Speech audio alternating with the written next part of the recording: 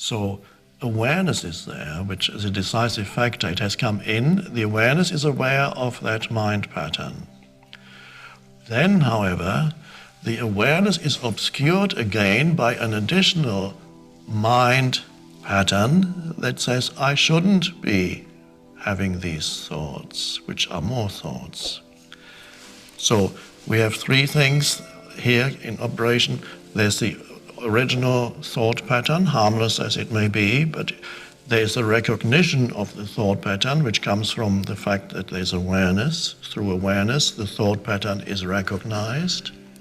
But then the mind comes in again. It uses the awareness, the recognition that arose through awareness, to construct an additional level of problems, which says, I shouldn't be having those thoughts. I'm not a good person anymore if I have those thoughts. I'm not kind if I have those thoughts. And what is that? Thoughts.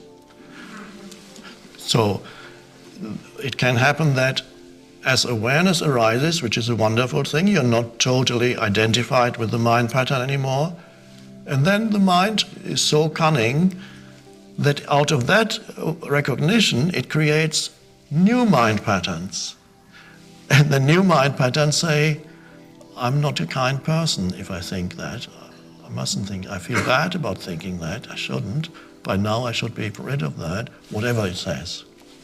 So that's where you have to be careful to become aware that the mind has come in again after the awareness.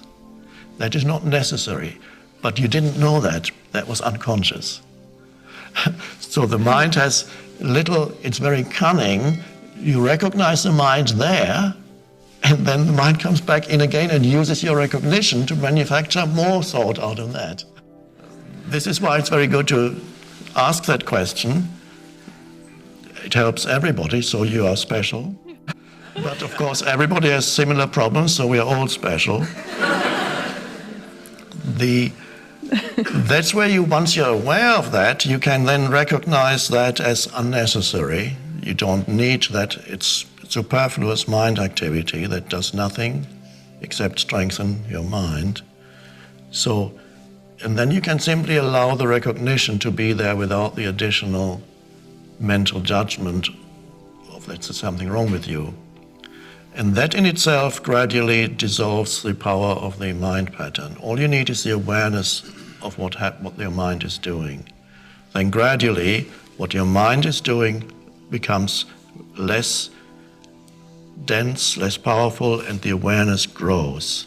So there's a shrinking of the mind pattern and a growing of the awareness.